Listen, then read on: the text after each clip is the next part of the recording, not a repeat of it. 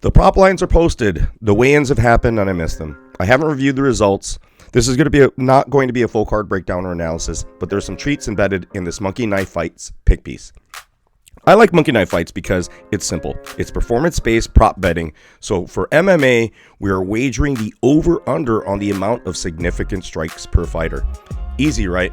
Well, it's easier to make picks when we know the lines are set utilizing UFCstats.com. That's why you'll see their data here.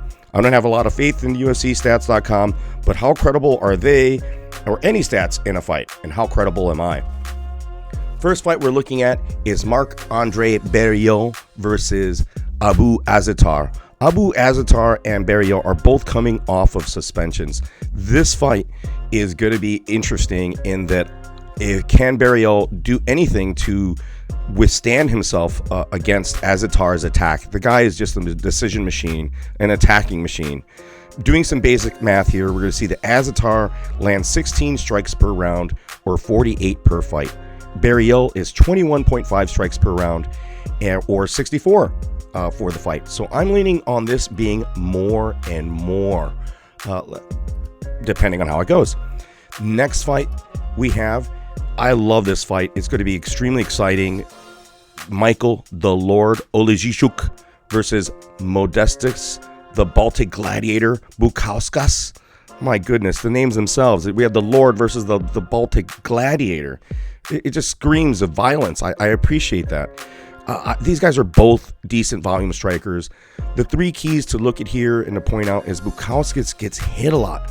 And Oleksiejczuk is a slightly more accurate striker, and this fight is not going to the third round. I doubt it even goes into the second round.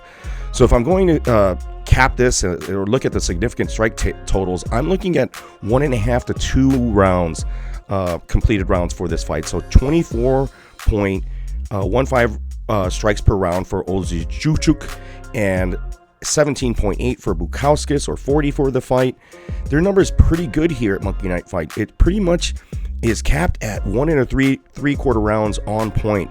So I'm really going to be calling this as less and less, because I expect very strong, powerful, immediate violence from both of these guys. I don't think we're going to see a grappling affair. So I went with less and less. Next up, we have Abubakar Nurmagomedov versus Jared Gooden. Right off the bat, two disparaging differences we see. Abubakar doesn't strike much, nor does he get hit. This is because he is a control guy. He averages 5.29 takedowns per fight. Gooden is going to be smothered. He's going to tire and break, but he won't be throwing many strikes, as he will be repeatedly taken down but not finished.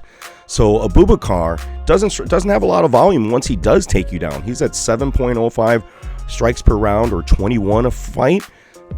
Gordon normally lands 33 strikes per round. They have him right now achieving that whole total the whole fight. I gotta go with Gooden on the more side, as despite the control, they expect 1/3 the output. Another tough one here. I'm expecting a grappling match, so thus fewer strikes. Abubakar nearly has to double his output as Gooden decreases his. So I'm really liking less and less here. I think it's going to be what everyone expects, a tight grappling match. This one, briefly, it's simple. Alonzo Minifield versus Fabio.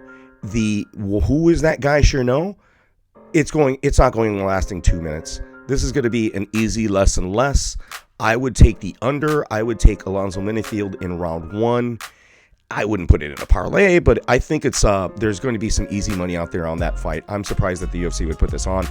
Let's see how drastic the odds are. Next up, Kama Worthy versus Jamie Mullarkey. I like Jamie Mullarkey in that he's a tough guy. He's as tough as it gets. But that being said, that means he gets hit too much. Kama Worthy is a very busy fighter. Both fighters take a lot of damage. I think this is going to be a sloppy 3-round affair. Kama Worthy lands 20.6 strikes per round. He is busy. That is the epitome of being busy in the octagon. Jamie Mullarkey is at 9.35 strikes per round. and he absorbs so many strikes. Both of these guys actually absorb strikes. That's why I think Malarkey's going to try to slow this down with takedowns, but it isn't going to happen. I don't think Kama finishes Malarkey, but he beats him to the pulp in a bloody bloodbath that's going to end up with more and more strikes from both of these guys. Next up, we have Miranda Maverick versus Gillian Robertson. Maverick is a little striking robot brawler. I'm not happy with her grappling skills, so I think Gillian Robertson might capitalize on the grappling game here, or has an advantage. Gillian is a more refined tactical striker as well as a fighter overall. She's not gifted physically, but a natural-born killer and cerebral. I'm leaning towards Robertson, obviously, in a submission round 1 or 2. The subs have been scarce with the women of late, but I think Gillian is more well-rounded and strategic to lose this fight and maybe not get a submission. She's just getting better and better, and I really hope that she wins this and gets paired with some better competition, or gets to that next level, because she seems to be improving. She still only lands 10.25 strikes per round, or 26 for the fight, or that's what I capped it at. In Maverick, that 49 strikes per round number is skewed. I think this is going to be very close. I'm hoping for an early finish by Robertson, and I'm going less and less on this one as well. So next, Sean O'Malley, the battle versus Thomas Almeida, the battle of the once hype trains. Guys, one guy has no chin and the other has no shins. Both guys let the hands go. So for this one, I went to the over/under 1.5 rounds prop, and Vegas sees an under 1.5 round finish. So let the automakers do work for us. So let's cap this at 1.5 rounds. We do the math. Sugar lands, as we see there, 6.35 strikes per round. Which doing some basic math, we're looking at 31 3/4 strikes per round, and Almeida at 26 and basically 27 per round. Monkey Knife Fights expects a round 1 finish. Vegas expects a round finish for Sean O'Malley. I think we're going to see something different. I'm really leaning towards a more and more. I'm thinking, despite what people think about Almeida's chin and O'Malley's shin, I think this is going to go 3 rounds in a not quite a battle or a strike, but it is going to be a stand-up striking affair with a lot of clinching. It's going to be pretty boring. I think it's a tough one to call, but I'm going to go with more and more. This is going to go the distance. Next up, Vicente Luque versus Tyron Woodley. Luque doesn't finish Woodley in 3 rounds. Woodley has a chance of winning this fight. So I think this fight goes the distance. So I have Luque at 28 3/4 strikes per round, and Woodley at 11.65 strikes per round. Luque will easily get his number. The question is, will Woodley make his mark again? Right at the line at 35 strikes for Woodley. I don't think Woodley's output is going to change. I don't think Woodley can hold Luque down effectively to implement his game plan to win this out. I think it's going to be a stand-up affair where Woodley gets pieced up in a one-sided bout. Dana's going to love watching this. He's going to love watching Woodley get pieced up and lose.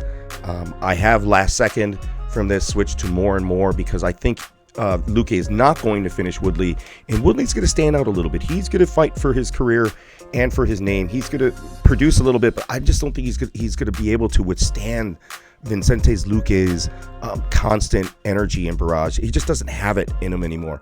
I could be wrong. I'm on the Luque side strong, though. Lastly, Stipe Miocic versus Francis Ngannou. Stipe Miocic averages 24.5 per round. Ngannou 10 per round. Does this get out of round 1? It looks like the Monkey Knife Fight capper thinks it does, in which case it will be more and more.